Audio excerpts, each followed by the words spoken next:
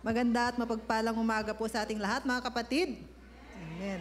Panibagong araw ng kapahingahan natin upang tayo ay magbigay papuri sa ating banal na Diyos. Amen po ba? Araw upang tayo ay muling makapakinig ng aral sa banal na kasulatan na pinapahayag ng ating mga butihing pastor. Kaya mga kapatid, buksan po natin ating mga puso at isipan sa lahat ng aral mula sa ating mga church elders. At magsisilbi itong maningning na sulo sa landas ng ating buhay. Sabi nga sa awit 119-105, chapter 119 verse 105, Your word is a lamp to my feet and a light for my path. Dahil ang Holy Word of God ang magdidirect sa atin sa tamang daan, magbibigay kaunawaan sa atin kung ano ang tama at mali. Amen po ba? Amen. Muli tumayo po tayo at bigkasin natin ang ating Shema Israel.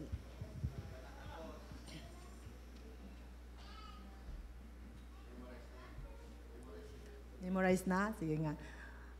Sabay-sabay po nating memorize. Hindi po tignan sa Deuteronomy. Okay? Sabay-sabay po tayo. Hear, O Israel, the Lord is our God, the Lord is one. You shall love the Lord your God with all your heart and with all your might. Sorry. These words which I am commanding you today shall be on your heart. You shall teach them diligently to your sons, and talk of them when you sit in your house, and when you walk by the way, and when you lie down, and when you rise up. You shall bind them, sign on your hand, and they'll frontals on your forehead. You shall write them on the doorposts of your gates and on your gates. Maupo po tayo saglit. Atin na pong tawagin ang ating music team at pangungunahan tayo ni Sister Marvic.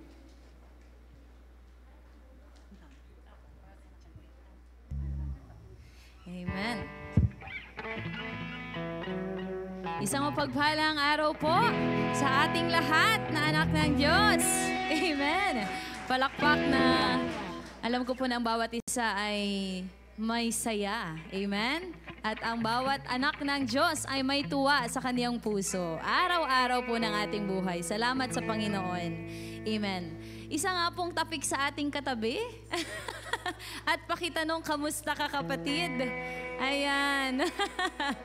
Amen. Kamusta ka? Amen. So isang kamusta po natin sa ating mga kapatid, sa ating pamilya. Alam niyo po, napakalaking bagay po ito kasi it will marirealize po natin kung gaano kabuti sa araw-araw ang Panginoon sa buhay ng bawat isa. Amen? Yes, meron po tayo magkakaiba po tayo ng mga hinaharap sa buhay. We have different battles na hinaharap natin. But, alam niyo, sabi po ng Panginoon, having a strong faith, for without faith, it is impossible to please God. Sometimes we have a tendency to think we can try to know everything. Amen? Sometimes, akala po natin, makakaya po natin ang isang bagay in our own. But God reminds us, God tells us that with faith, we can do anything in Christ. We can't know everything and we are not in control. But trusting God, give us the assurance that we don't have to be afraid by His grace and mercy. Amen? And His goodness upon us. Kaya nga mga kapatid, wag po natin kalimutan that let us surrender everything to our living God. Amen? Whatever battle we have, sabi po sa ating awitin, every giant will fall. Sa tulong lamang ng ating Panginoon. Amen. Palakpakan nga po natin ang ating buhay na Diyos. And inaniyakan ko po ang lahat na tayo po'y tumayo at tayo umawit ng papurit pasasalamat para sa ating buhay na Diyos. Amen. Let us meditate this song, mga kapatid. Gawin po nating panalangin, pasasalamat sa kabutihan ng ating Panginoon sa buhay ng bawat isa. Amen. I can see the promise.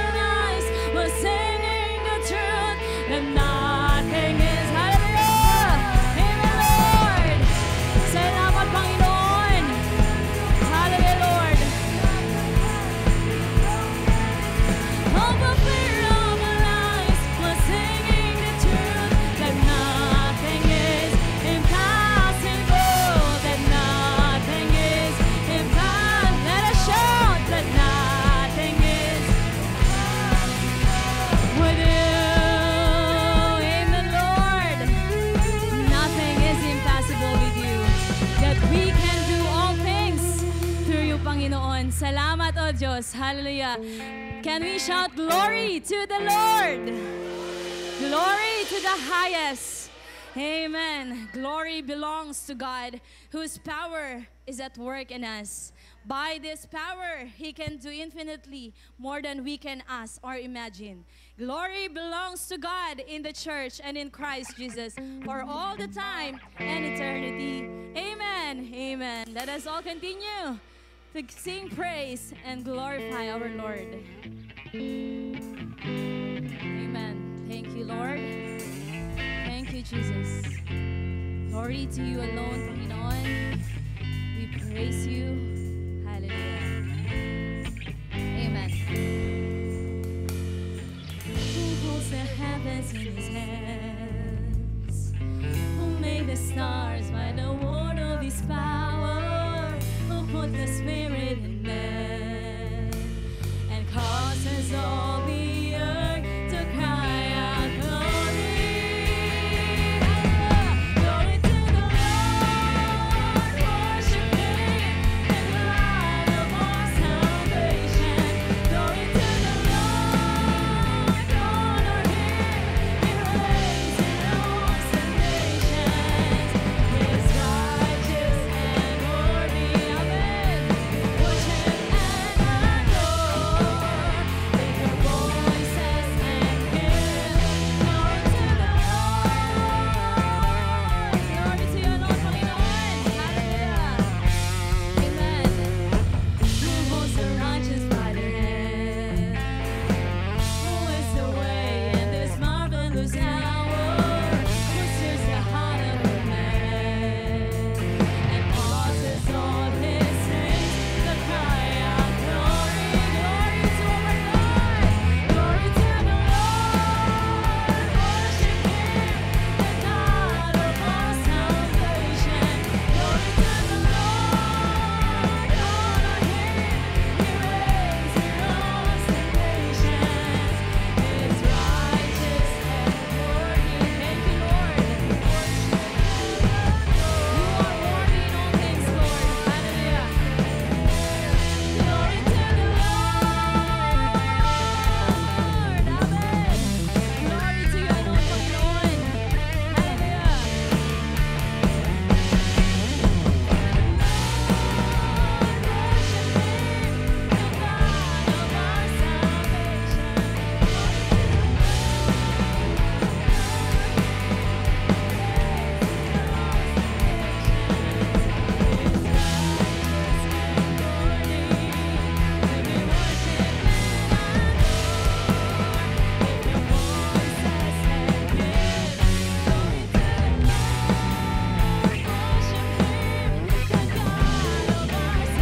Hallelujah.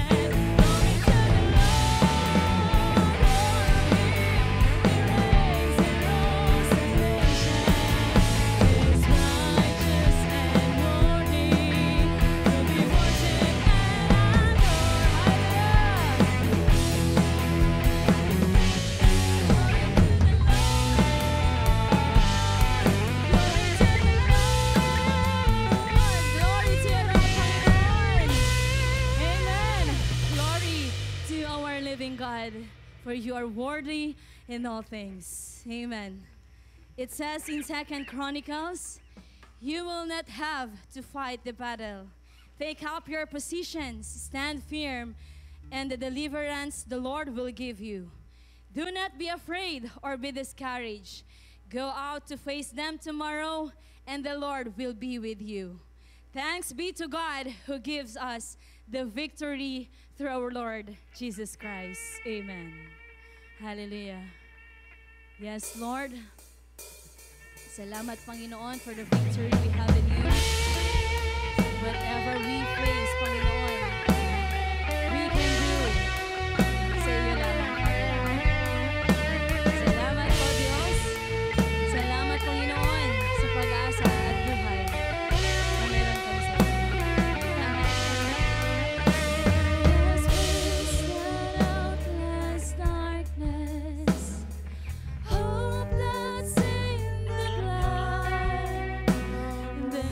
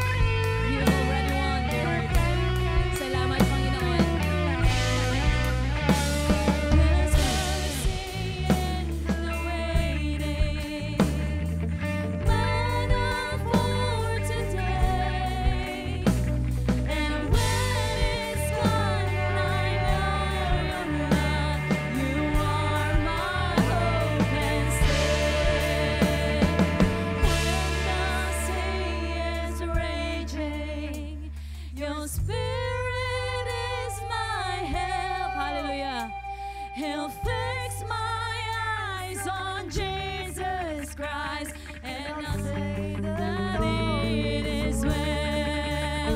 Oh, I know that it is well.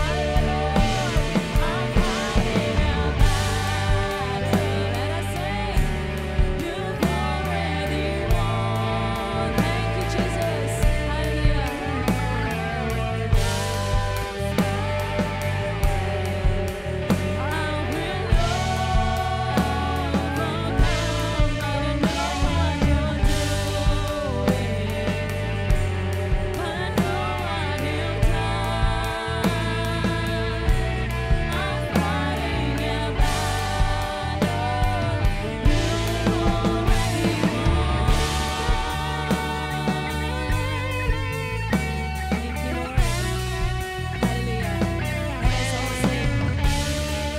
I know how the story ends. We will be with you again. You're my Savior, my defense. No fear in life or death. Hallelujah. I know how the story ends. We will be with you again. Amen. Hallelujah. You're my Savior, my defense. No more fear in life or death. Let us all say, I know how the story ends. Amen. Yes, Lord. And we will be with you again. Praise you, Jesus. You're my Savior, my defense. You alone. No more fear in life or death. I know how this story ends. Hallelujah. Thank you, Lord. Fighting a battle. You've already won. No matter what comes my way, I will overcome. I know what you're doing. Yes, Lord. What you've done, I'm fighting a battle.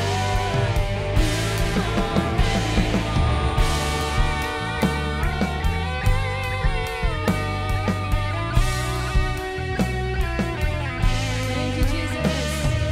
Thank you, Lord. You have already won the battle, Father God. With faith, we can do all things to you alone, Panginoon. Salamat, O Diyos. Hallelujah. Amen. Let us continue to sing praises and adoration to our living God, our mighty deliverer, our Savior, our living hope. Thank you, Lord. Praise you, Jesus. Praise you.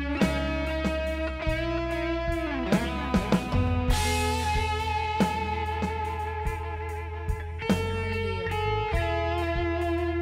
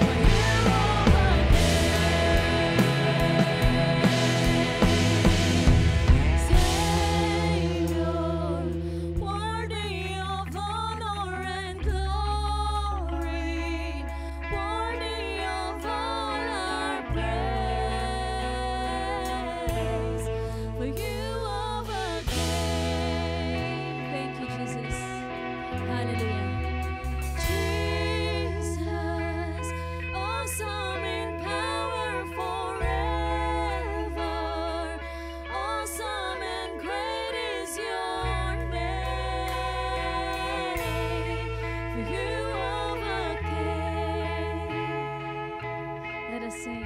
This is my story. This is my song. Thank you, Lord. Praising my Savior all the day long. This is my story. Praise you, Father God. This is my song. Thank you, Lord. Hallelujah. Praising my Savior all the day long. Amen, Lord. Thank you for knowing us, Panginoon. Thank you, Lord, for calling us, Father God, na kami, Panginoon, ay isa, O Diyos, sa iyong tagapaglingkod. Salamat, Panginoon, sa pagkakataong ito na kami, O Lord, ay makapagpuri. Na kami, Panginoon, ay makakinig muli ng iyong mga salita. Lord, you are worthy in all things, Father God. To you alone we give glory, honor, and adoration, Panginoon, dahil sa iyo lahat ay nararapat. Salamat, Panginoon, sa pagkakataong ito. Naway, Panginoon, tanggapin mo, O Diyos, ang aming mga panalangin, papuri at pasasalamat sa iyong dakilang pangalan. We praise you and we glorify you in Jesus' mighty name. Everybody say, Amen, Amen.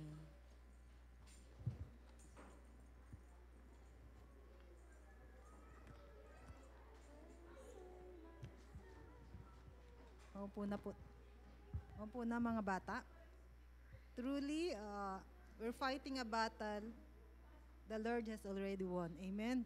Bago po ang lahat, nais ko po munang batiin yung mga birthday celebrants natin for this month. Unahin na po natin si Dodot nung September 13. And then si Ate Ellie Pagalyaman nung September 10. Tricia May, September 12. And advance happy birthday to Steph on September 17. Ate Che pa pala, September din 18. Okay, advance happy birthday. Sino pa? Si Ate Angie, susunod, yung next na MC na next week. Baka wala na siyang may announce. Sir Mayat din pala, happy birthday sis. Okay. Muli, atin na pong tawagin ang ating scripture leader. May we call in Brother Dexter for the reading of the scripture. Please stand po sa ating pagbasa ng ating banal na kasulatan. Susundan po ito ng ating buting pastor, si Pastor Rick, sa kanyang God's Word.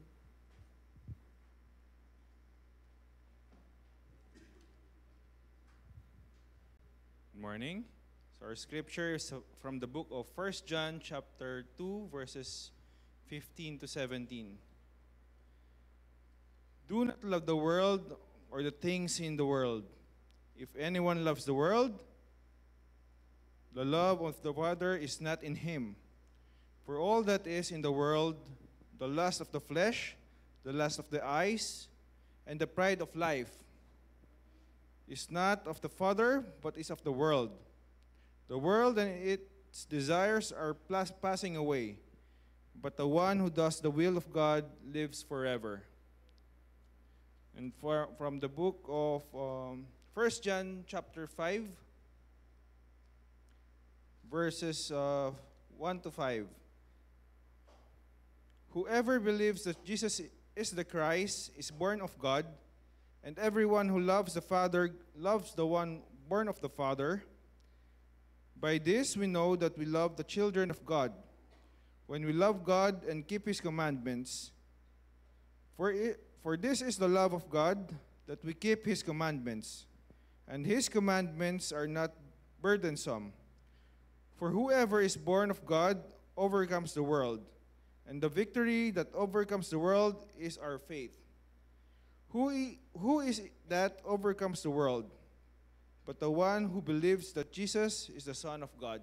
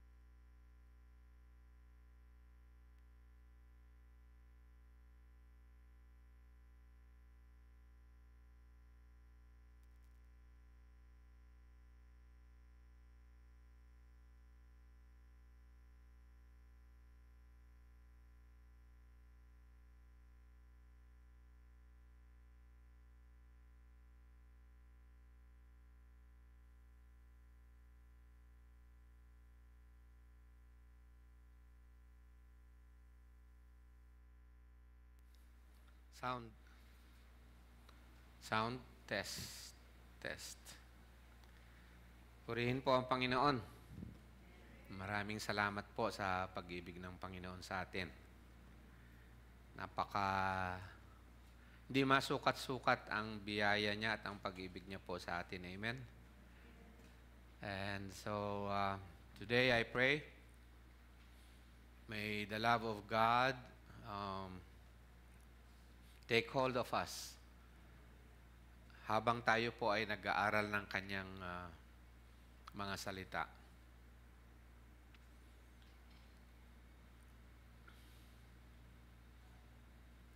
Ang ating pag-aaralan ngayon, ang topic natin ay ruled by Christ's love for us. Amen? Ang reference po natin dyan is 2 Corinthians chapter 5, verse 14. Ruled by Christ's love for us. When we read the word, or when we hear the word love, what comes to our mind? Ano po ba ang definition ng love? Nung sinulat po ang New Testament in Greek,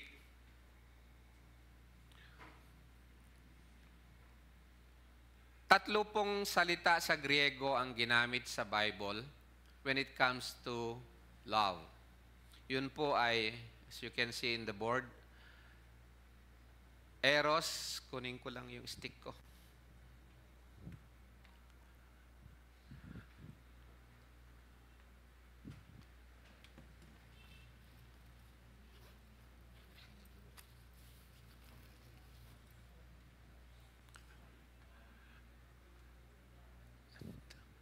On that time, kako sana na isinulat yung Bible sa language ng Griego. Ang iisang salita lang equivalent niya sa English, pero sa Griego, during that time, ang love ay pwede ring, ang eros, ginamit ang English na equivalent niya is love. Pero sa Griego, ang eros ang meaning nun ay erotic love. Sexual love, there is no morality na naka-attach sa kanya. Doon sa Griegong eros. Sa phileo, ito ay ang salita na ginagamit na tungkol sa affection ng tao, normal human love. Friendship or you have an affection for somebody na yung kapwa, and nagagamit din ang salitang yan sa kaya yun ang ibig sabihin ng phila or adelphos or love.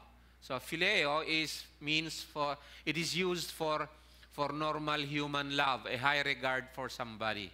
It is an affection, friendship, or in friendship. Ang agape, which was rarely used sa Griego, it means something very close to what the word grace portends. It means selfless giving love. It means the love of God for us.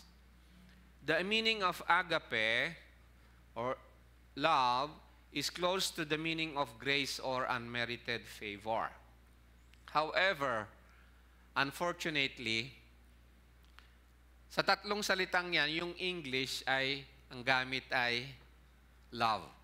So, ang ibig kong sabihin kung ganon, ngayon pag naririnig mo yung love, hindi mo alam kung saan ginamit dito. Dito, o dito. Kalimitan dito ginagamit at dito yung love at wala dito. Ayan ang ating titingnan ngayon. Kaya ang ating, even in our language, we are controlled now, okay, by Christ's love for us. Pati ang ating mga pananalita at bokabularyo. To illustrate that, ito ngayon yung language of love na mundong ito. Yung trending na language of love ng mundong ito. Sabi dito, no, kinuha ko ito sa yung mga popular na mga quotes ngayon, especially sa may mga pinaglalaban ngayon. Alam niyo na pinaglalaban nila yung liberty or human rights or love for all, parang ganon. Sabi rito, self-love, so hindi mo alam kung ano yan, ano? Kung phileo, eros, or agape. Correct? Pero makikita mo na sa dahil sa mundo kasi alam mo na there is nothing of God patungkol sa Diyos, wala yun sa definition nila ng love. But they use the word love. Sabi rito, self-love is the greatest of all love. Totoo po yung sinasabi nila. Totoo po according to Genesis chapter 3 verse 5. Yung temptation ni Satan kay Adam and Eve. You become like God, knowing for yourself what is good and evil. Sila ang magdi-define ng what is good and evil. Sila ang magbibigay ng meaning at definition sa buhay nila. Para saan, para kanino yung buhay nila, sila ang magbibigay ng meaning nun, ng purpose, ng goal, ng objective nun. So, sabi rito, so ngayon, if you want to define love, ang trending ngayon, self-love is the greatest of all love. Become like God. Ang importante, ikaw ang nakasentro. Self-centered yung love na yon. This is how the word speaks. Yun yung paggamit nila ng salitang love. Yung iba naman dito, there is no pride or there's no love for some of us without liberation from all of us. Oh, ano kaya niya ibig niya sabihin dun? Lalim Lalim na mababaw, ano? Alam niyo yung mundo kung magsalita, akala mo ang lalim. Akala mo ang lalim, yung pala walang lalim. Walang laman. No, parang yung chicharon na puro hangin. Chicharon, tinan mo yung kalabaw na totoo, malaman, pero yung chicharon ng kalabaw puro hangin. Love Him and let Him love you. Do you think anything else under heaven? Huh? Do you think anything else under heaven really matters? What matters the most, sabi rito, is love Him and let Him love you. Meron siyang konsepto. What's behind this? Yung sinasabi niyang love na to. Love Him and let Him love you. Same sex. Tama? So ito ang definition ng love sa mundo ngayon. Ito ngayon yung trending na definition ng love. Ito naman yung definition ng paano namumuhay ang mundong ito. The greatest of all is self-love. Sa iyo nakasentro lahat. Sa interes mo. In the Bible, titingnan natin dito, yung poetically, ang subtitle dyan is, A Love That Is Not a Love. What is that love that is not a love? 1 John chapter 2, verse 15 to 17. Do not love the world, nor the things of the world. If anyone loves the world, the love of the Father is not in him. For all that is in the world, the lust of the flesh, the lust of the eyes, the boastful pride of life, is not from the Father, but is from the world. The world is passing away and also its lust, but the one who does the will of God lives forever. Sa Tagalog, huwag ninyong ibigin ang sanlibutan. ni ang mga bagay na nasa sanlibutan. Kung ang sino man ay umiibig sa sanlibutan, ay wala sa kanya ang pag-ibig ng Ama. Sapagkat ang lahat na nangasa sanglibutan, ang masamang pita ng laman at ang masamang pita ng mga mata at ang kapalaluan sa buhay ay hindi mula sa Ama, kundi sa sanglibutan. At ang sanglibutan ay lumilipas at ang masamang pita niyon, dadapwat ang gumagawa ng kalooban ng Diyos ay nananahan magpakailanman. Here you can see na kung saan sa definition ng salita ng Panginoon, there is a love that is not love. That is not a love that is pleasing to God. Hindi ito pag-ibig na kalugod-lugod sa Diyos. Dito makikita nyo yung shift ng, sabi rito, mula sa salitang love, and then sinabi niya rito, yung masasamang pita ng laman o yung lust. Okay? Do not love the world, nor the things of the world. When we say, at pag sinasabi dito sa context nito, yung mundo, or huwag mong ibigin ang sanlibutan. Ano po ba ang ibig sabihin ng salitang sanlibutan dito? Hindi nito sinasabi na hindi natin i-appreciate o mahalin, i-appreciate yung nilikha ng Diyos. Nakamuhian natin yung nilikha ng Diyos. Hindi yun ang ibig sabihin dito. Ang sinasabi niya rito, yung ways of the world, itong pag-uugali, yung karakter o yung sistema ng mundong ito. Hindi yung hangin, hindi yung ulan, hindi yung anumang bagay na nilikha ng Diyos. Sapagkat nung nilikha ng Diyos ang lahat ng bagay dito sa mundong ito, sabi ng Panginoon sa Genesis, and it was good.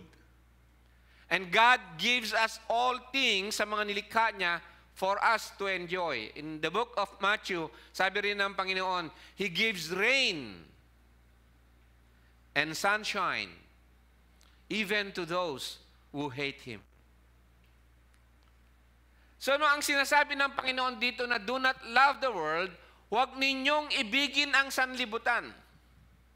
Sapagkat ang pag-ibig na yan, hindi yan yung pag-ibig na nakakalugod sa Diyos.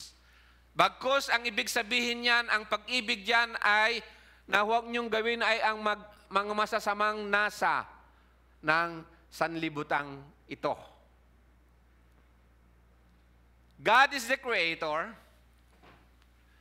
at ang greatest commandment niya ay, love the Lord your God with all of your heart, with all of your soul, with all of your mind. Dahil siya ang Creator at siya ang Lord, siya lang ang He deserves, parang ganun, ang nagmamay-ari sa ating pag-ibig. Amen? So dito, no? Sometimes, when we say do not love the world nor the things of the world, yung ibang theologians, ang ibig nilang sabihin dito kuminsan ay yung tinatawag na worldliness sa English.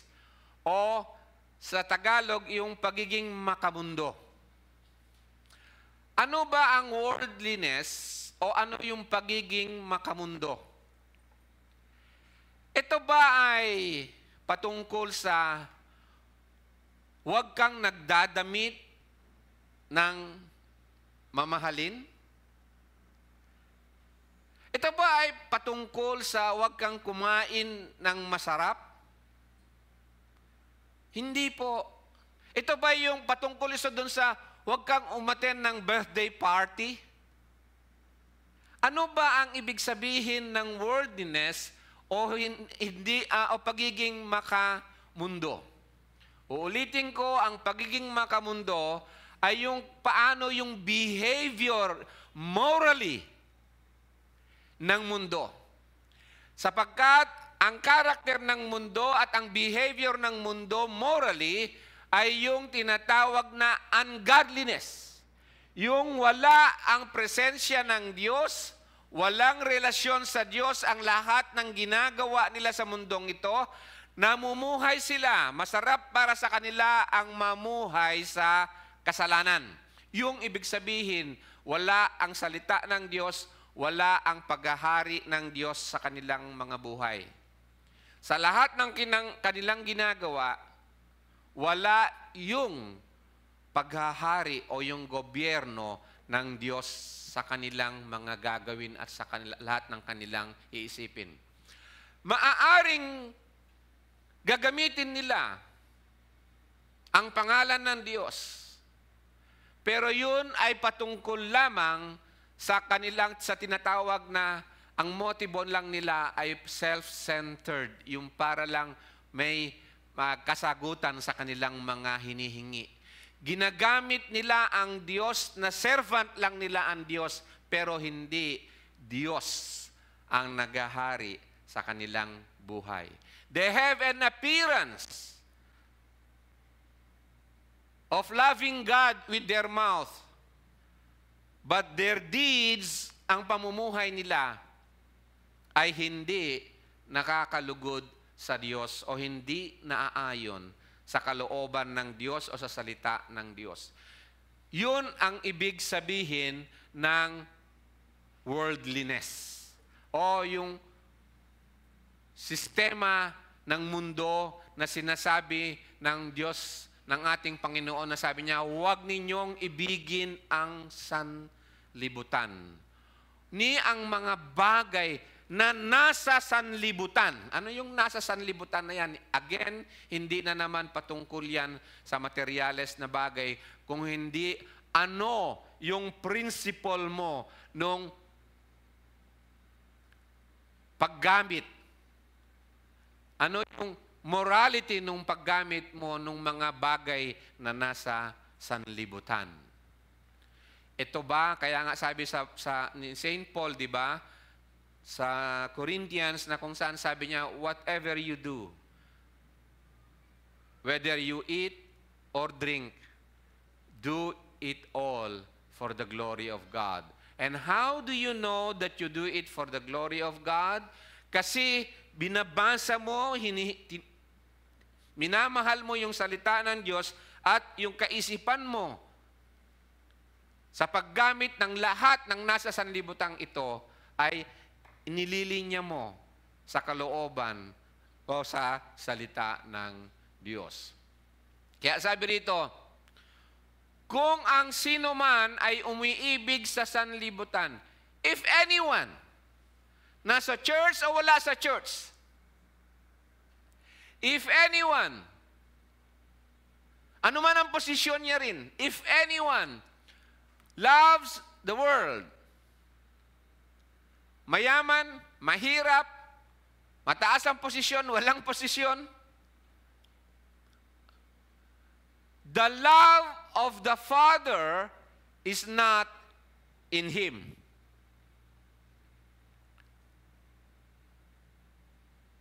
Hindi tayo pwedeng tumakas dyan sa pag-evaluate ng salita ng Panginoon sa atin as Christians.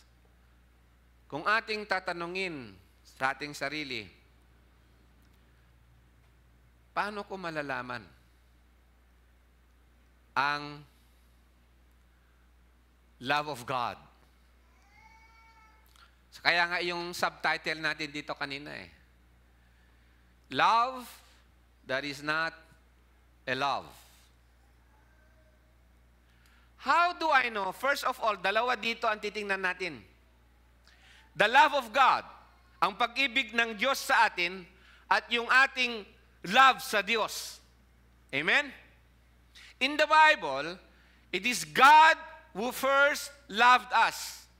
Kaya tayo marunong magmahal. Otherwise, our love will not be a love. Kung hindi nakapattern, sa love of God. Amen? Okay.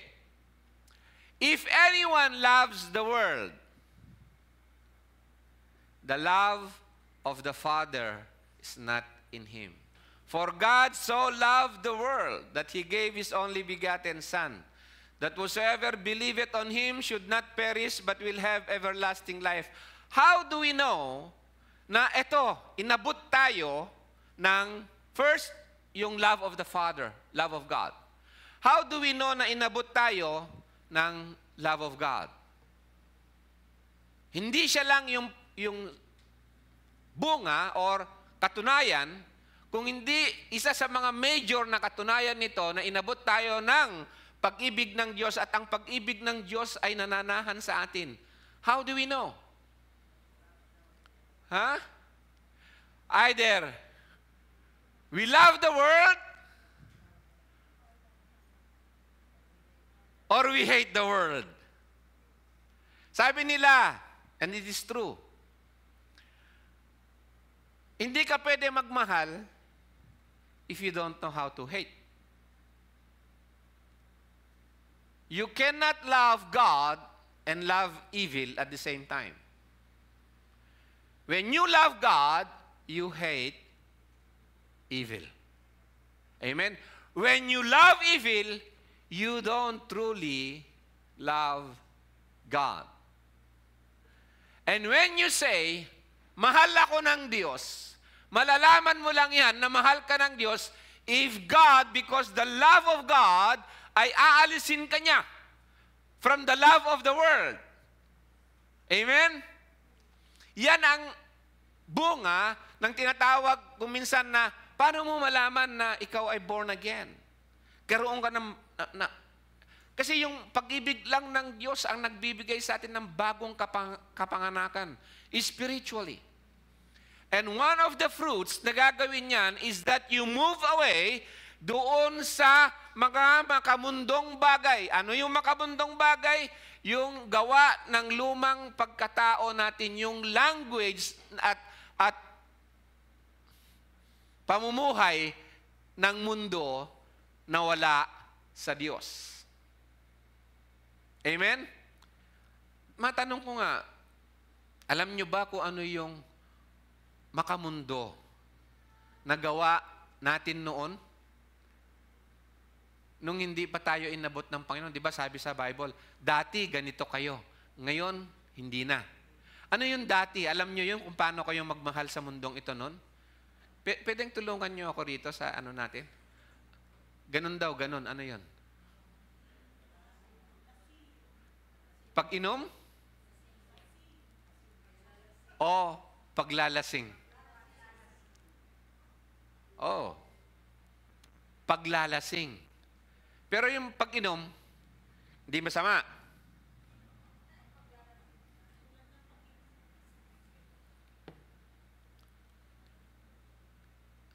Ano pa? Mga gawa natin nun. Mga gawa ng laman, ano pa? Noon, basta ang alam ko, sarap na sarap tayo sa kasalanan. Ano ba ang kasalanan? Lawlessness. Ito yung against doon sa, hindi naaayon sa salita ng Diyos, sa commandments ng Panginoon. Halimbawa, di ba, tuwan-tuwa ka sa pangangalun niya. O tuwan-tuwa ka sa pornography, sa marites daw. Pag lalaki, tolits. Tolits. Alam ko na, nasagot ko din yung tanong ko noon. So if anyone loves the world, the love of the Father is not in him. This is the Word of God. First, yung love of God. Second, yung love natin sa Diyos na pinagmumulan ng love that is really love. Paano natin masasabi na we love the Father if at the same time we love the world? We cannot. Because the love of God, kukunin niya, i-captivate niya. Ano ba sa Tagalog i-captivate? Captivate. Aalipinin, i-capture niya, bibihagin niya ang ating puso upang ang pag-ibig natin mawala tayo doon sa lumang pag-ibig natin. Remember, lumang pag-ibig natin at ang tayo ay mamuhay na sa tunay na pag-ibig, yung pag-ibig natin sa Diyos. Sapagkat tunay kasi na pag-ibig, yung umibig, ang inibig tayo ng Diyos, kaya magiging tunay din yung pag-ibig natin sa Diyos. We love because He first loved us. You want to ask yourself, how do you know that you have the love of the Father, both 1 and 2? Ito po ang panukat. If anyone loves the world, sino man ay umiibig sa sanlibutan, ay wala sa kanya ang pag-ibig ng Ama. For all that is in the world, ito yung worldliness, the lust of the flesh, the lust of the eyes, boastful pride of life, is not from the Father, but is from the world. Ito yung love ng sanlibutan. A love that is not love. Kunwari, ibibigay sa iyo. Ito yung pag-ibig talaga. Lust of the flesh. Ano yun? Masasamang pita ng laman. Lust of the eyes. Yung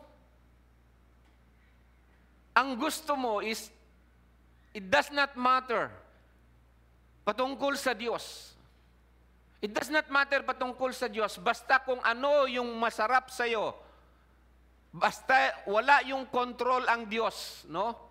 Yung lust of the flesh, lust of the eyes, and the boastful pride of life.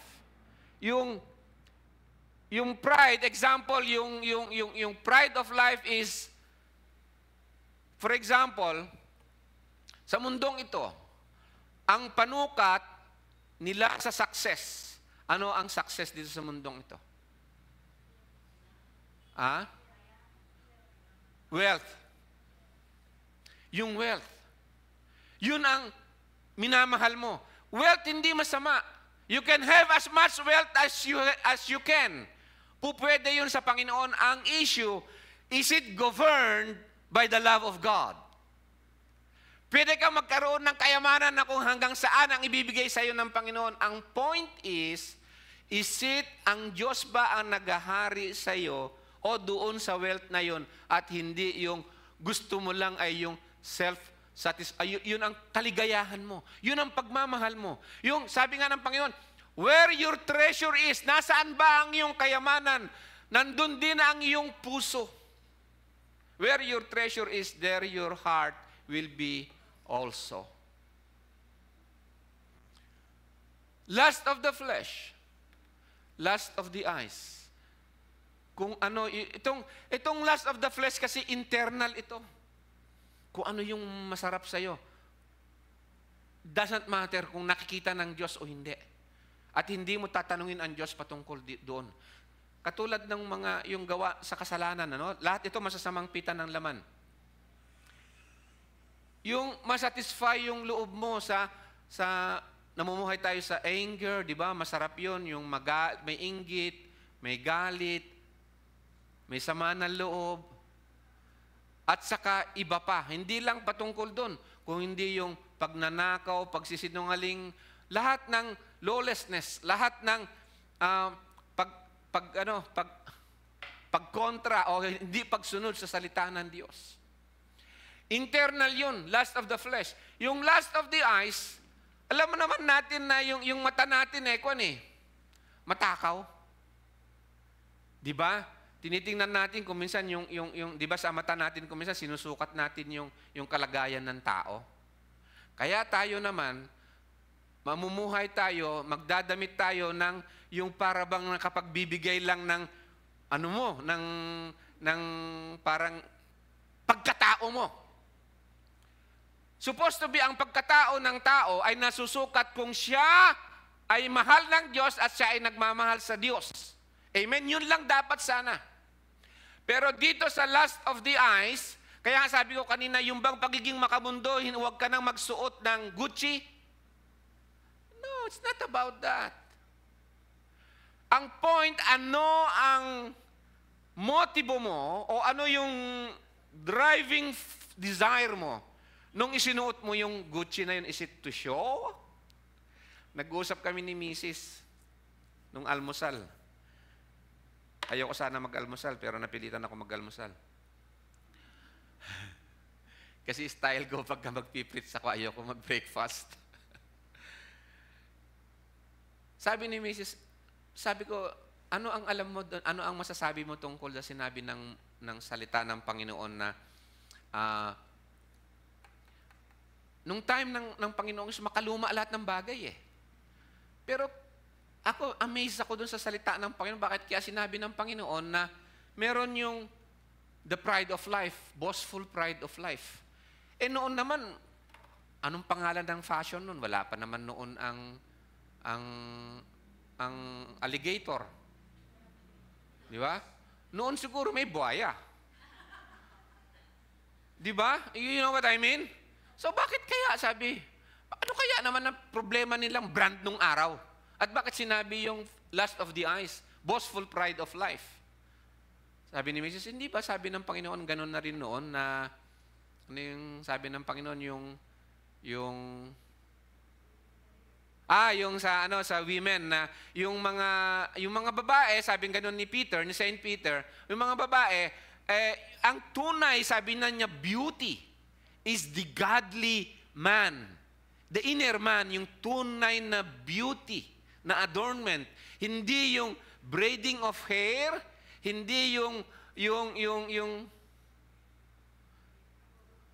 braiding of hair and wearing of ornaments at saka yung costly na damit.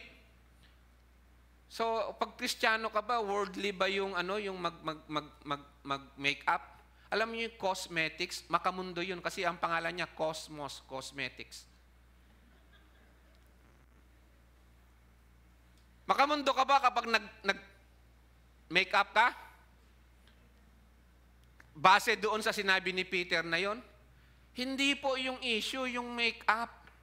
Ang issue yung inner man. Kasi kung patungkol doon sa Peter, hindi ka na magme-makeup, maraming mga religious movement ngayon na hindi sila nagme-makeup dahil bawal, dahil sinabi sa epistle ni Peter. Eh di wag ka na rin magdamit. Kasi sinabi doon sa Peter, apparel.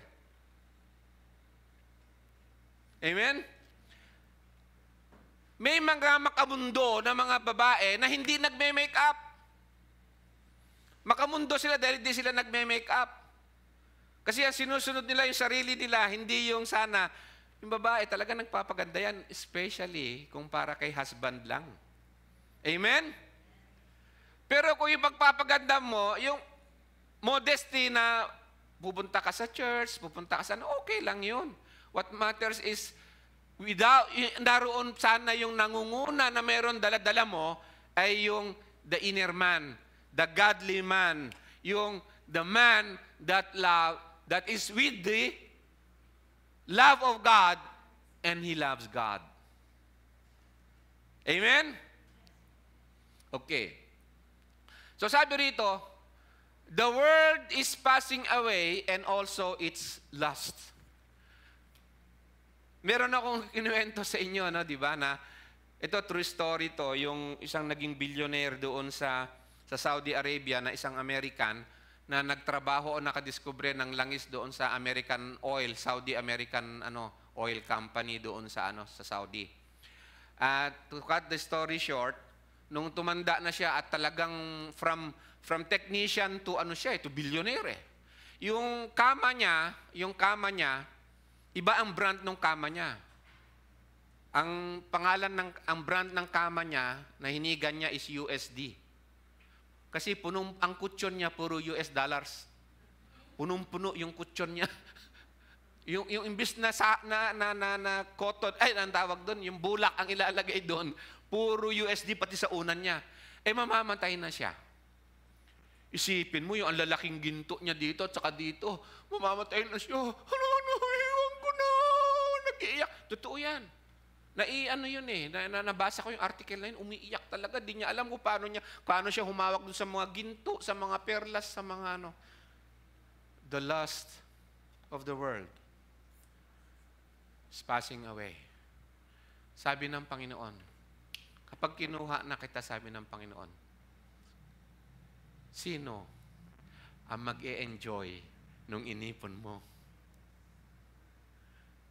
Amen? E di yung yung in-law ko, there's nothing wrong kung iwanan mo na inheritance. Ang point lang is, yun ba yung love? Which is truly love. Amen? Yung binibigay sa atin ng Panginoon, ang titingnan ng Panginoon kung talagang mahal natin ang Panginoon, ganito, may sinasabi ang Panginoon. Kung sino ang binigyan ng marami, malaki, mas malaki ang kanyang pananagutan. I can say na yung may kaya, yung biniles ng Panginoon, at yung stewardship niya, yung pag-manage niya, yung anong pag-manage? Pamamahala niya sa binigay sa kanya ng Panginoon, at gagamitin niya ba yun for the love of the Father or for the love of Himself? Mas malaki po ang pananagutan doon.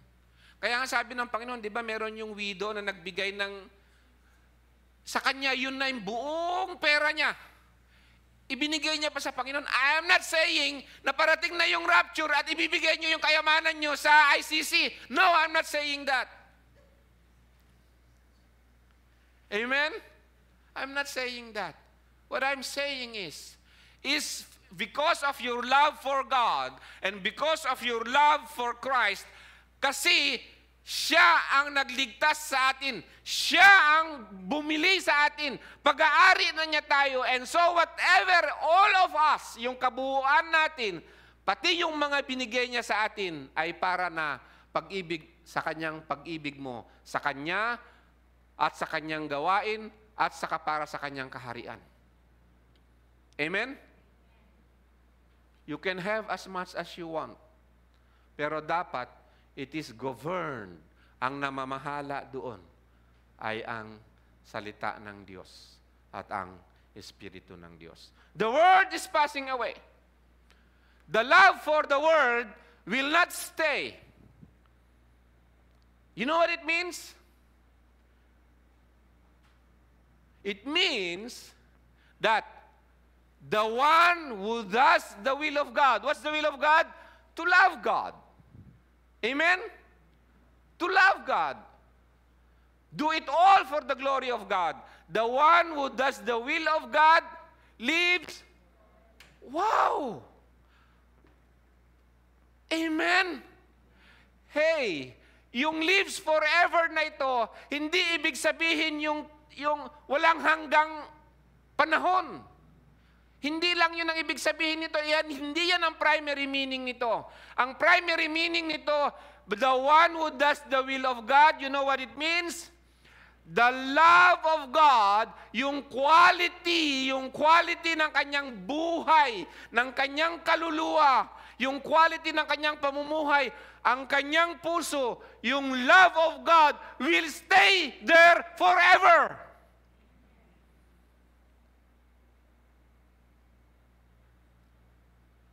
Because forever you will be with the Lord and forever yung love for God is there because the love of God was there.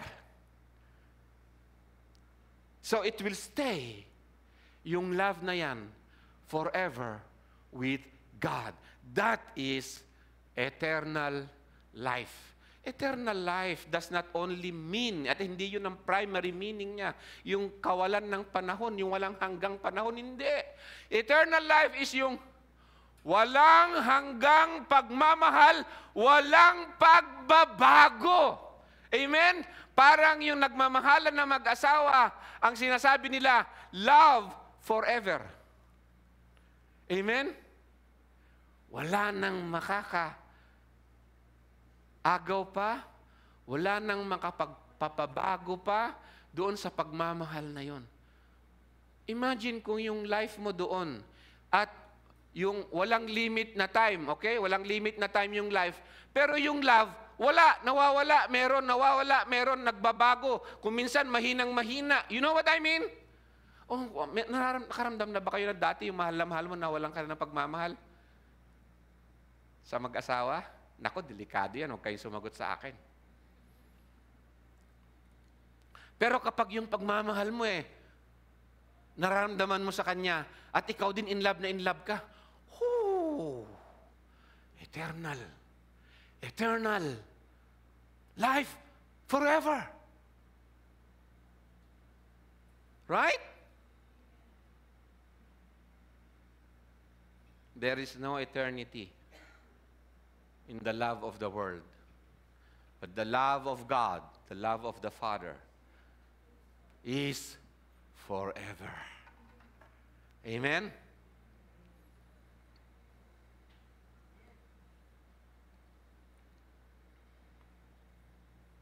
Lalagpasan ko na to.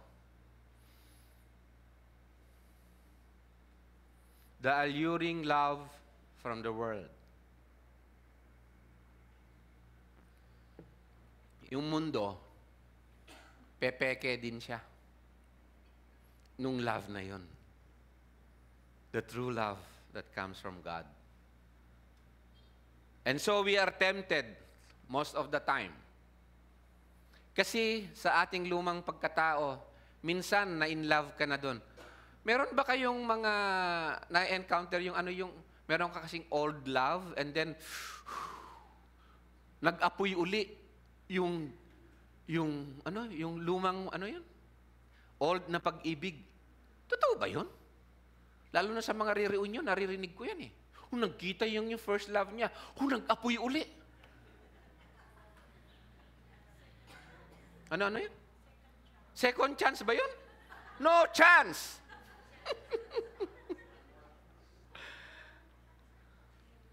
First John chapter 4, verse 1 to 6. Beloved, do not believe every spirit, but test the spirits to see whether they are from God. Amen? Because many false prophets have gone out into the world. Tayong mga Christians, tinawag tayo out of the world. That's why we are not of the world, but we are sent into the world. Amen? We are taken out of the world. That's why we are not of the world, but we are sent into the world to become salt and light. Dito, ganun din ang gagawin ng false prophet. But they are from the world. Test every spirit, whether they are from God. Because many false prophets has gone out into the world. By this you know the Spirit of God. Every spirit that confesses that Jesus Christ has come in the flesh is from God. What are you confessing na isa? Kapag kino-confess mo yan, it's the love of God. Redemption, propitiation, atonement, yung pagtubos sa atin sa ating mga kasalanan. At ano pa makikita mo yun? God's righteousness revealed and also the love of God manifested. That is, if you confess that Jesus Christ has come in the flesh, is from God. Okay? And every spirit that does not confess Jesus is not from God. This is the spirit of the Antichrist. At yung Antichrist na yun, kailan pa meron yun? Ito, sinulat itong epistle na to 2,000 years ago. So 2,000 years ago, sabing ganun ni John, the spirit of the Antichrist of which you have heard that is coming, and now it is already in the world. Take care. Yung Antichrist, hindi yung Antichrist na sinasabi nila yung magmamarka ng 666, tapos mamimigay ng napakaraming sardinas. Para maalipin niya yung mga tao, kukulangan niya ng isa para hingi ka pa ng isa. 5 plus 1 equals 6. Kaya huwag kayong kumain ng 555. Isa na lang idadagdag mo, magiging 666 na yon. Hindi po yun. Now, sabi 2,000 years ago, now is already take care of the language at saka sa mga binipili na bokabularyo ng ating banal na Espiritu Santo sa Scripture. In the world. They are already in the world. You are from God. When you are from God, you are not of the world. When you are from God, kung ikaw ay mula sa Diyos, born again, isinilang mula sa Diyos, ikaw ay hindi sumasa sanlibutan. You are not of the world. You are from God. You are not of the world. Little children, and you have overcome them. Kanina kinanta natin yung overcoming. Daily ang battle natin dito to overcome this. Anong in-overcome natin dito? Unahin ko na.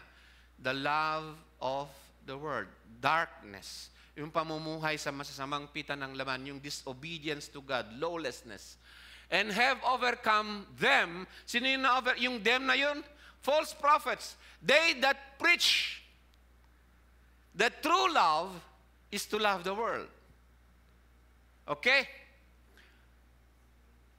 They are from the world. Therefore, they speak from the world. So yung language nila tingnan mo. Pero, sabi nga ng Panginoon, yung si Satan, he disguises himself as an angel of light. So i-offer niya sa iyo yung this is love. No? I-offer niya sa iyo yung akala mo liwanag. He comes as an angel of light. Yung pala, sa likod. Di ba? Therefore, they speak from the world, and the world listens to them. Pareha sila ng language ng mundo. We are from God. He who knows God listens to us. Amen? Are you listening now? Sa salita ng Panginoon? Whom are you listening? Sa mundong ito, we are in the world at araw-araw, 24/7. Whom are you listening? From the language ng mundo o sa salita ng Diyos? Eh kung minsan, mas marami yung time mo sa Facebook, di ba? Tapos mas marami yung time mo sa games. How are you listening sa Word of God? Amen? Totoo ba na mahal mo ang Panginoon and you want to listen to Him only? We are from God. He who knows God listens to us. He who is not from God does not listen to us. Simple lang. You love the world, you hate God. You love God, you hate the world. You love God, you listen to God. You love the world, you listen to the Word. By this we know the spirit of truth and the spirit of error. So this is the alluring love of the world. Alluring love from the world. Sabi pa nila dito, love knows no boundaries, no gender, culture, race, greed, or religion. Love is inclusive, expansive, limitless, infinite. Gusto nilang, sounds good. Amen? They disguise as an angel. They appear as an angel of light. Love is who we are. Ang lalim. Pag kinapa mong gano'n, mauntog ka pa, wala pa lang lalim. Di mo maintindihan, masahol pa sa malabnaw. Kaya nga, pati yung mundo, yung meaning ng mga sinasabi nila, wala sa katotohanan. Yun na lang. Love knows no gender, just like a cat's affection knows no boundaries. Kaya nga yung mga cats saka yung mga dogs yung pinagbe-birthday na malapit na ring asawain. Love. Basta mayroong love. Yan. Pinakamalaki. As long as there is love. Sounds good, right? Those who come from God, they do not listen to them. Amen? We listen to evaluate, to be smart, but we listen not to do, not to compromise. Hindi tayo makiki-compromise. So yung mundo, magdi-disguise yan na kaaya-aya, napakaganda. Kukunin ka, pagkatapos saka ka dudurugin. The thief comes to steal, to kill, to steal, and to destroy. The alluring love from the world. James chapter 4, verse 4. Sabi rito, you adulteresses, kayong mga mangangalunya, hindi baga ninyo nalalaman ang pakikipagkaibigan sa sanlibutan ay pakikipag-away sa Diyos. Yung umaayon ka sa language ng sanlibutan. Dahil sa friends, it doesn't matter kasi mas masaya ka sa friends kahit na chismis, saka tuwan-tuwa ka pa, nakangiti ka pa. Kasi yun ang kaligayahan mo, you love the world. Hindi ko sinasabi na lumayo kayo sa sa mga friends no, that's not what I mean. Ang sinasabi ko lang, tingnan mo yung pakikipagkaibigan mo. Nadudungisan na ba yung salita ng Panginoon o hindi? Kasi tayo ay pinadala sa sanlibutan into the world to be salt and light. Kung makikita ka na parehas pa na tayo, die! Appear! Patay. Chismis siya sa'yo, oo nga, kama naman kasi friends party mo pa. Di ba? Sa party pa naman, kaligayahan mo yung makita nila. See? Pride of life. Gusto mong i-please lang sila. Kasi ang kaligayahan mo yung pride of life. It's not God. You adulteress, do you not know that friendship with the world is hostility toward God? Sino man ngang mag-ibig na maging kaibigan ng sanlibutan ay nagiging kaaway ng Diyos. So basically, yung offer ng mundo is, sabi rito ng isang commentator, the love of the world which ultimately amounts to a love of oneself. Dito, knows no boundary. Love is who we are. The love of oneself. My will be done. Yun ang gusto. They shall be as gods, knowing or determining for themselves what is good and evil. Yun ang mundo. Without God. Without God sa mga ginagalawan nila. Pero gusto nila ang Diyos kapag may hihingin sila. At gusto nila ang Diyos maglingkod sa kanila. Pero hindi yung Diyos ang paglilingkuran. You know? So this is the love that overcomes the world. John 17:14. Ang salita ng Panginoon, I have given them your word, and the world has hated them. So yung sanlibutan, they hate the word of God. The children of God, they love the word of God. I have given them their word, and the world has hated them, because they are not of the world. Ibinigay ko sa kanila ang iyong salita at kinapootan sila ng sanlibutan sapagkat hindi sila tiga sanlibutan. Nagbago na yung passport mo. Pero hindi kasi alis go. Citizen ka na ng kingdom of God. Amen? You are no longer, hindi ka na tiga sanlibutan. Kaya kung gusto mong malaman, kung ikaw ay tiga sanlibutan o hindi, ang panukat na naman dito ay ang salita ng Diyos. Amen? Sapagkat hindi sila taga sanlibutan, gaya naman na hindi, gaya ko, sabi ng Panginoong Hesus, na hindi tiga sanlibutan. We walk as Jesus walked. Amen? John 17:16, 17. Hindi sila taga sanlibutan, nagaya ko naman na hindi taga sanlibutan, pero nandito sila sa sanlibutan that time na sinasabi yan. Amen? Ganon din tayo. Pakabanalin mo sila sa katotohanan at ang salita mo ay ang katotohanan. Yun ang mag-overcome sa mundo. Whoever believes that Jesus is the Christ is born of God, and whoever loves the Father loves the child born of Him. Nakita natin kanina, who loves the Father? Kung sino yun, yung nagmamahal sa mundo o hindi. By this we know, verse 2, that we love the children of God when we love God and observe His commandments. Kaya sabi ko kanina, andito tayo sa mundong ito, pero ang naghahari sa atin, ang mag-govern, ang naghahari sa atin ay ang salita ng Diyos. Yun yung mga anak ng Diyos. Yun yung mga sumasa kanila yung pag-ibig ng Diyos. Kung walang pag-obey sa commandments ng Panginoon, walang pag-ibig sa Diyos. Kung ang sabi ng pag-ibig ng Diyos, ng commandments ng Diyos is love your neighbor as you love yourself. By this we know that we love the children of God when we love God and observe His commandments. For this is the love of God, that we keep His commandments. A love that is love. And His commandments are not burdensome. And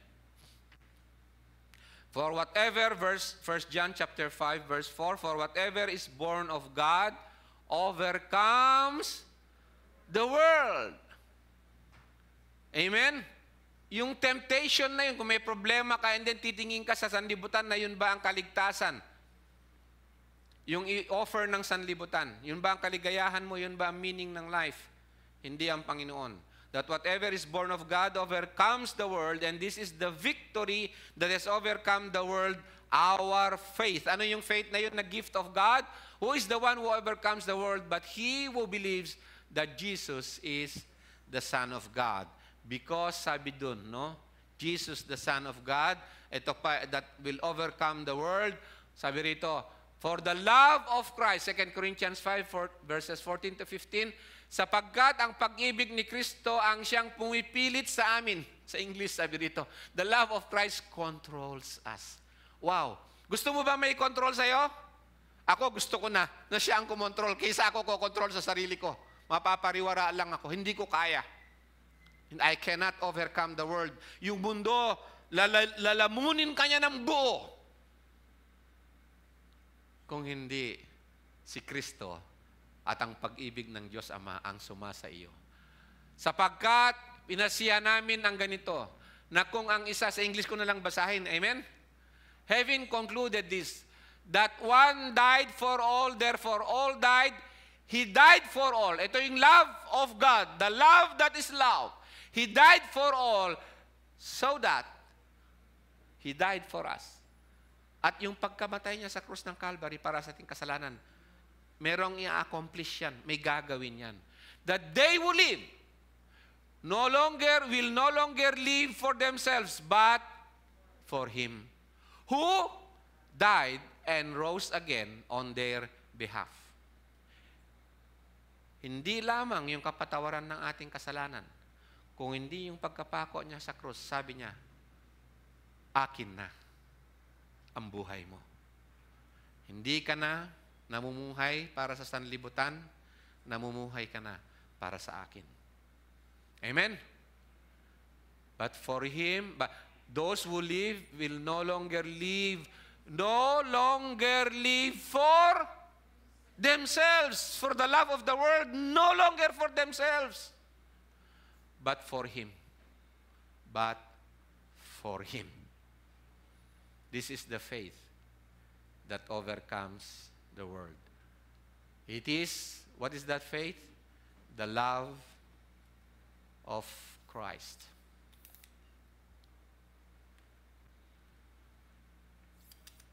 Controls us. Siya yung naghahari sa atin. Amen? God bless you po.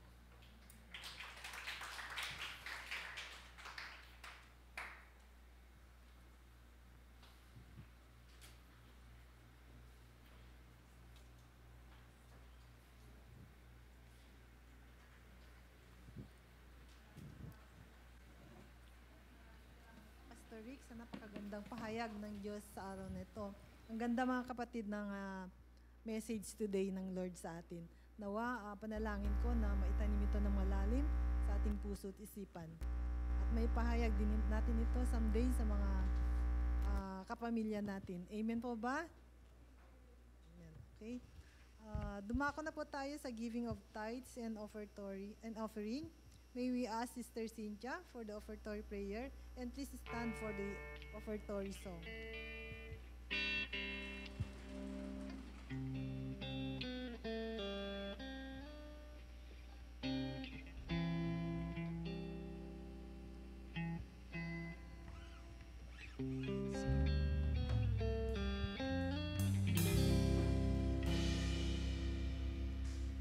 Praise God from whom all blessings flow.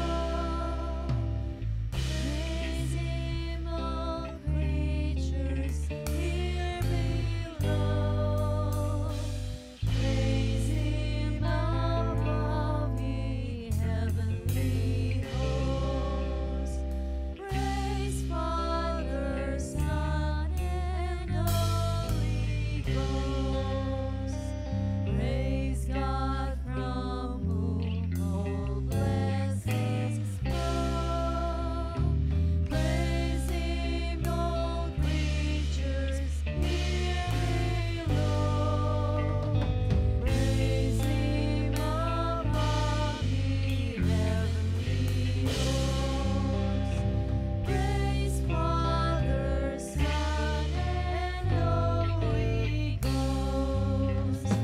Praise God from whom all blessings flow. Praise Him, all creatures here below. Praise Him above, ye heavenly hosts. Praise Father, Son, and Holy Ghost. Amen.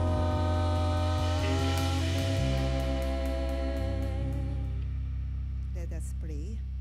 Heavenly Father, we praise your name. Thank you again, O Lord God, sa iyong mga salita mo. At nawa, Panginoon, ipaunawa mo sa aming puso't isipan. At alam namin, ipamuhay nito. Help us, O Lord God. Salamat, salamat at binibigyan mo kami ng pagkakataon na kami makapagtrabaho sa iyong mga kaharian. At alam namin na yung plano mo ang siyang masusunod. Alam ko, O Lord God, na may purpose ka sa lahat ng aming buhay. Napakasagana, O Lord God, ang iyong biyaya mo sa amin. Napakasagana ang awa mo sa akin, sa amin, O Lord God.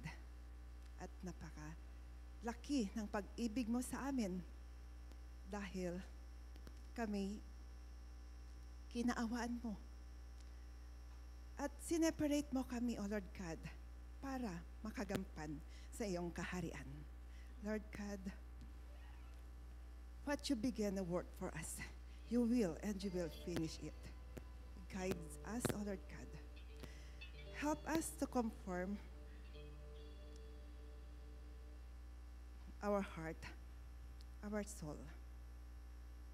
Help us, O Lord God, to have a relationship with you alone, nothing else. Give us strength, O Lord God, para sa gayon, ma-overcome namin lahat ng mga trials na ibinigay mo. Ngunit kami nagpapasalamat, O Lord God, dahil kami yung mga anak na binibigyan mo ng pagkakataon ng mga trials, ng mga pagsubok na aming ma-overcome. Salamat, O Lord God, sa pagsubok na yan. At kami nililinis mo at kami nagiging strength na makagawa at makapagtrabaho sa iyong mga kaharian. Ama, napakasagana na yung awa mo sa amin. Our desire, O Lord God, na ang aming buhay, O Lord God, ang aming heart, na makasama ka namin, O Lord God, sa lahat ng aming buhay. At nawa, Panginoon, mapatawad mo kami, O Lord God, sa aming mga kasalanan. Thank you, O Lord God, sa lahat. Our great aim, our great visions, our great desire is to glorify your name and enjoy your presence forever. To God be all the glory In Jesus' name we pray. Amen.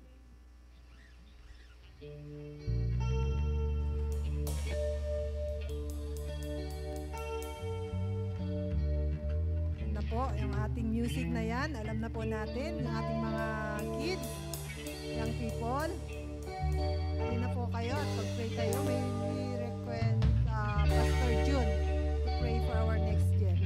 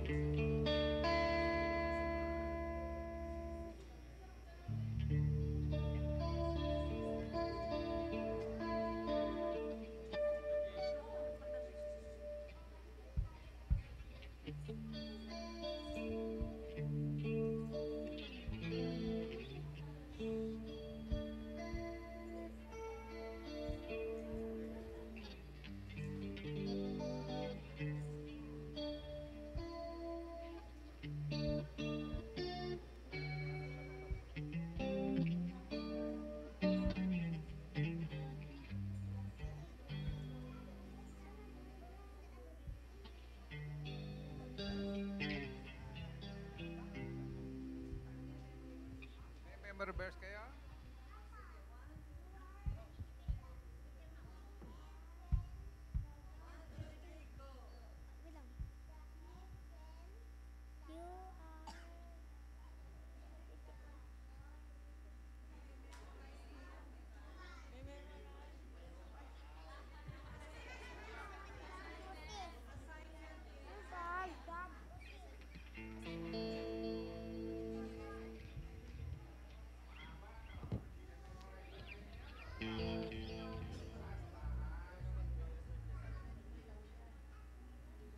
Okay, let us all pray.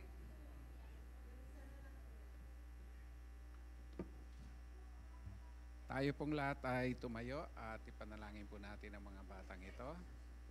Ama, salamat po na maraming. Tunay nga po, Lord God, ang pag-ibig mo sa amin ay hindi nagmamaliw, O Lord God. Kaya nga, Ama, dalangin namin na instill nyo sa aming puso na ibalik namin ito sa iyo, O Lord God, na may pagpakumbaba na puso at kasiyahan na masunod ka namin, O Lord God. Tungayan mo po ang mga batang ito, Panginoon. Yamang kami, O Lord God, ay itinatatag mo, Panginoon, sa pundasyon ng mga apostol, sa pagbibigay sa amin ng mga pastor na tunay na nagbabahagi ng tunay na salita mo, O Lord God. Ama, sapat-sapat ang biyaya mo upang sa ganon, Ama, maituro namin ito sa aming mga anak, sa aming mga apo, sa mga kabataang ito na nakatayo sa iyong harapan, O Lord God.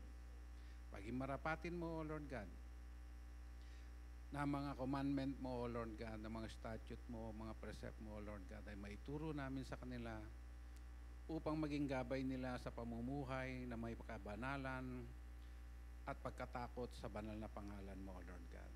Ay turunawan namin, Panginoon, sa aming mga tahanan sa pamamagitan, O Lord God, ng mga katuruan na alaman namin, ito sa aming mga apo, sa aming mga anak, O Lord God. Na sa ganon, Ama, sinasabi mo po, O Lord God, na matyak namin, Panginoon, na sila ay hindi mawawalay sa iyo, O Lord God. Patnubayan mo po ang bawat isa sa amin, O Panginoon ko. Lalong-lalo na ang mga kabataan ito, O Lord God, na sila na ang magpapatuloy, Panginoon ko, ng mga maiiwan namin, O Lord God. Dalangin ko, Ama, na patnubayan mo po sila, Panginoon, sa kanilang mga pangangailangan. Ang mga may sakit karamdaman, O Lord God, may it is your will, O Lord God, na pagalingin sila, O Lord God. Maging mga member, Panginoon, na may sakit karamdaman na wala dito, O Lord God.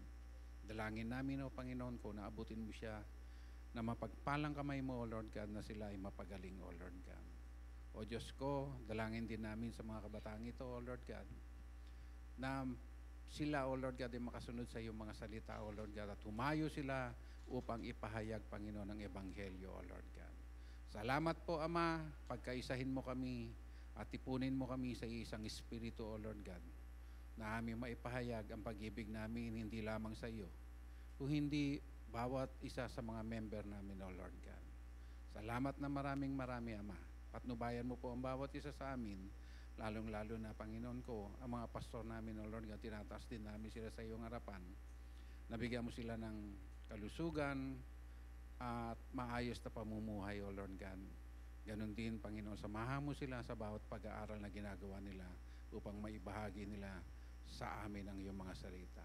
We praise you, O Lord God, and we thank you in Jesus' mighty name. Amen.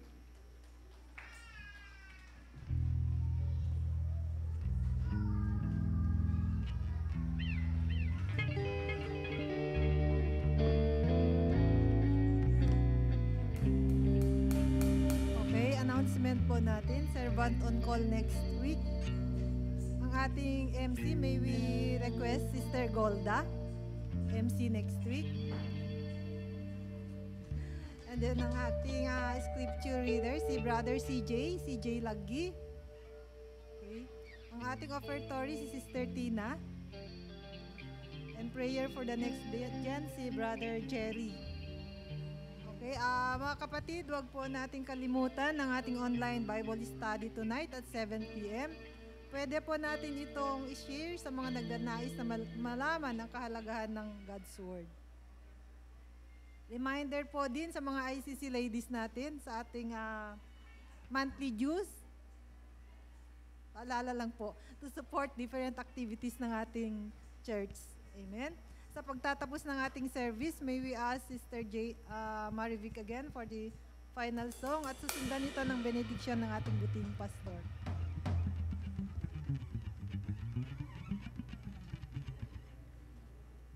Amen. Supurihin po ang Panginoon. Salamat sa kaniyang salita. And truly na ang pagpapala ng Panginoon ang kaniyang reminder sa atin that we should walk on His righteousness and holiness. Amen?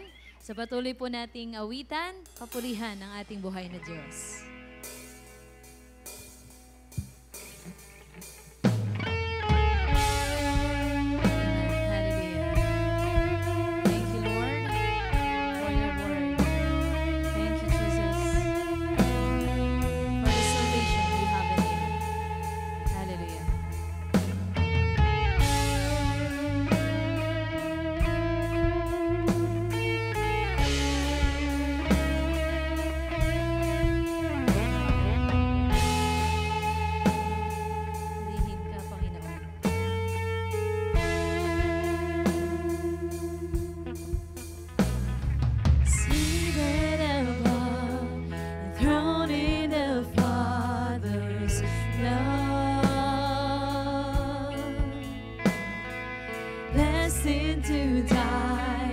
Oh,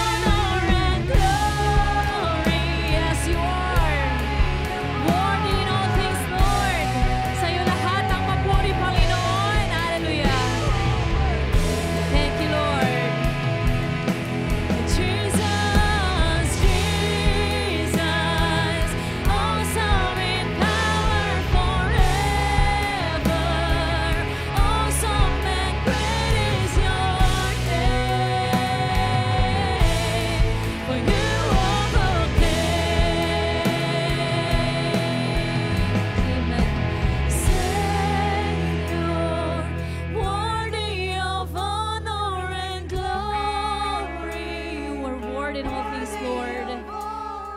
Yes, Father God, we praise your name. We glorify your name. Thank you, Lord, for your mercy and grace upon us. Jesus, you are awesome. You are great forever, Father God. We praise you. Hallelujah. Great is your name. Glory to you, Lord. Amen. Let us say, this is my story. This is my song, praising my Savior all the day long. I praise you, Lord. This is my story. This is my song, praising my Savior all the day long. Amen. Glory to you, Lord.